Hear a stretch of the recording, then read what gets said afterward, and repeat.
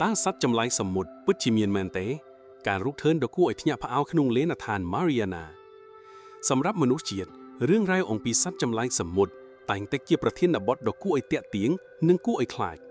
តាំងពីអរិយធម៌បុរាណមករឿងព្រេងអំពីសត្វយក្សដែលរស់នៅក្នុងមហាសមុទ្របានបន្តលងបន្លាយការសម័យរបស់យើង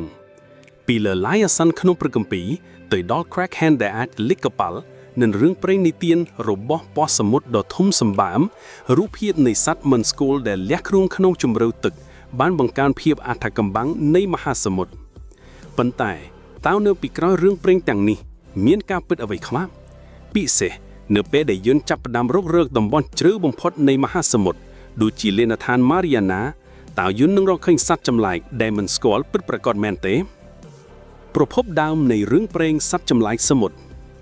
មុននឹងមុតចូលទៅក្នុងជម្រៅវិទ្យាសាស្ត្រវាសំខាន់ណាស់ក្នុងការស្វែងយល់ពីរបៀបដែលរឿងព្រេងសត្វចម្លែកសមុទ្របានកើតឡើង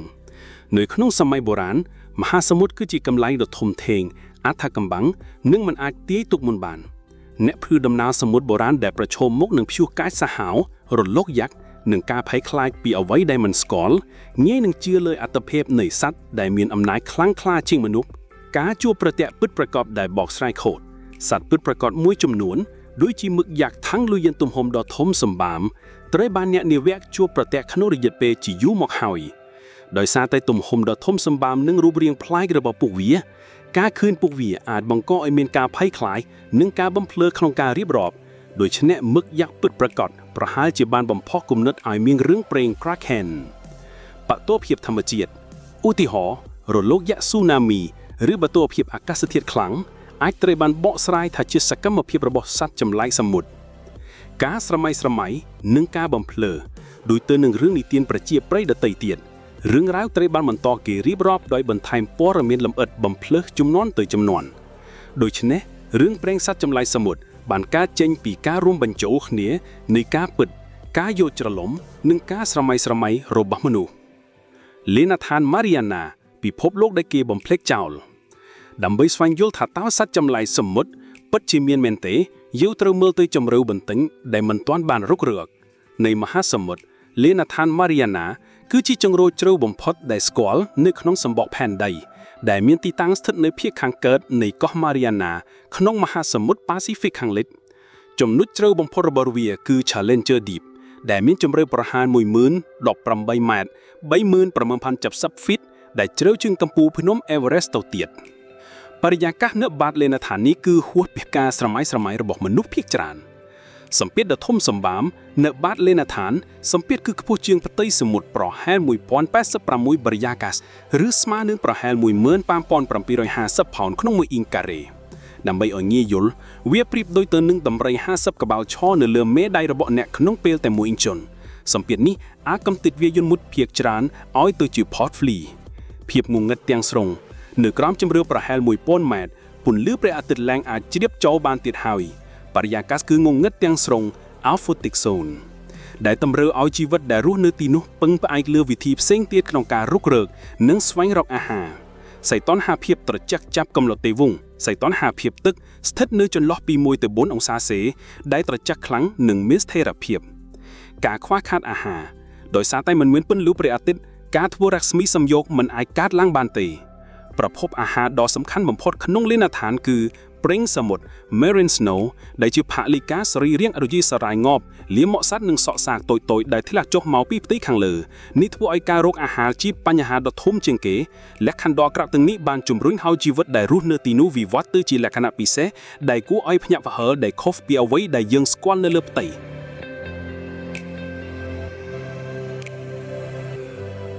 ការរកឃើញពិតប្រាកដសត្វដែលប្លែកជាងការស្រមៃទោះបីជាលេនដ្ឋាន Mariana មិនបានបង្ហាញពីភស្តុតាងនៃសត្វចម្លែកក្នុងរឿងព្រេងនិទានក៏ដោយក៏វាជាផ្ទះរបស់សារពាង្គកាយដែលប្លែកភ្នែកនិងគួរឲ្យចាប់អារម្មណ៍ជាច្រើន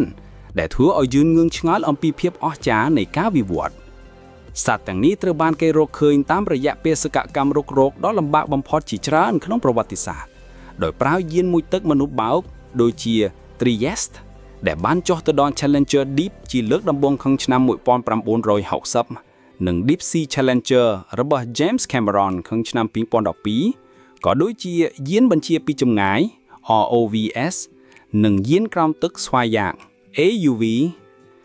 នេះគឺជាសត្វប្លែកៗមួយចំនួនដែលត្រូវបានរកឃើញ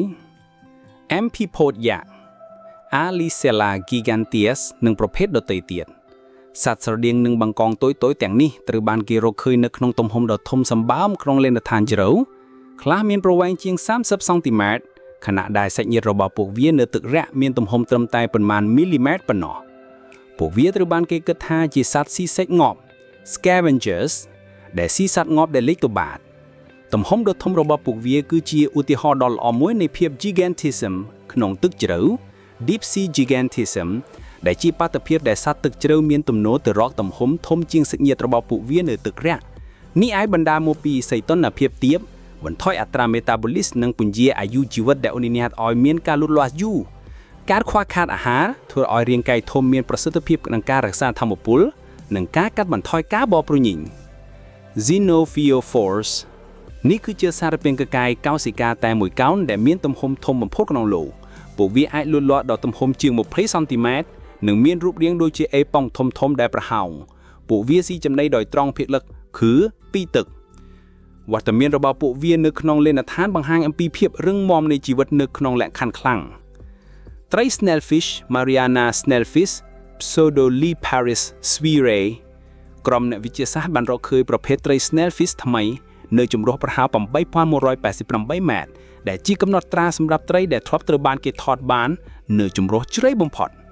ត្រីទាំងនេះមានលក្ខណៈពិសេសដោយសាររូបរាងទន់គ្មានចម្ការនិងគ្មានបេះហោងធ្មៀងខ្វាល់ដែលអាចនឹងផ្ទុះអោនក្រោមសម្ពាធខ្ពស់ពួកវាអាចទប់ទល់នឹងសម្ពាធខ្ពស់ដោយសាររចនាសម្ព័ន្ធឆ្អិនរបស់ពួកវាមិនរឹងដូចត្រីដទៃនិងមានសារធាតុគីមីពិសេស TMAO ក្នុងកោសិកាដែលជួយការពារប្រូតេអ៊ីនពីការបំបែកដោយសារសម្ពាធ Holothurians ត្រសក់សមុទ្រ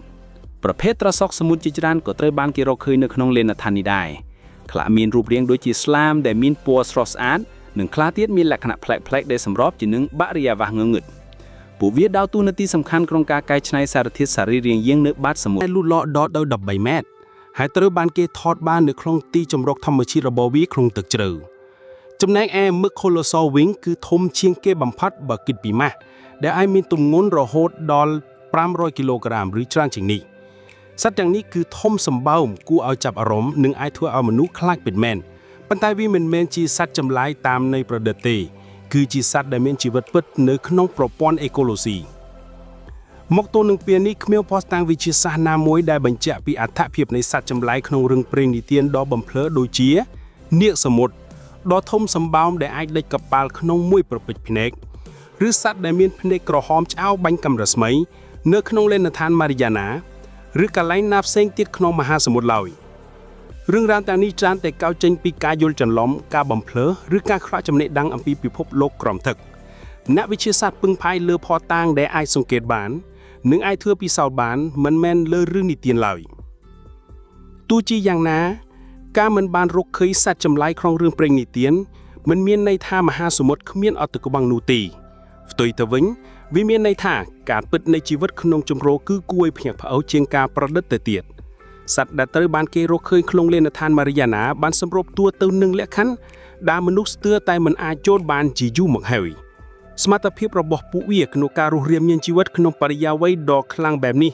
បង្ហាញអំពីភាពរឹងមាំនៃជីវិតនិងលទ្ធភាពនៃការវិវត្តន៍អនាគតនៃការរុករកនិងការយល់ដឹងលេនដ្ឋាន Mariana គឺជាព្រំដែនចុងក្រោយមួយរបស់ភាពផានដីយើងមកទល់នឹងពេលនេះតែមានមនុស្ស3នាក់ប៉ុណ្ណោះដែលធ្លាប់ចុះទៅដល់បាតលេនដ្ឋាន Challenger Deep ការរុករកតំបន់នេះគឺមានតម្លៃថ្លៃគ្រោះថ្នាក់និងទាមទារបច្ចេកវិទ្យាលើកម្រិតកំពូលបំផុត